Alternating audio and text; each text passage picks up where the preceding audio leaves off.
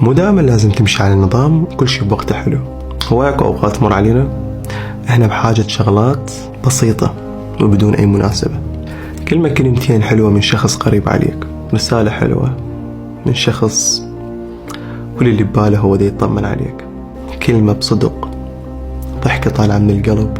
هواي أوقات احنا بحاجة شغلات ما متوقعيها، مو بوقتها، شغلات هيك بدون أي سبب تتقدم لك بدون أي سابق إنذار، كل هدفها أنه هي ترسم الفرحة على وجهك، هيك مجرد طبطب على قلبك وتمحي كل الحزن، القهر، الخذلان اللي أنت ممكن تعيشه.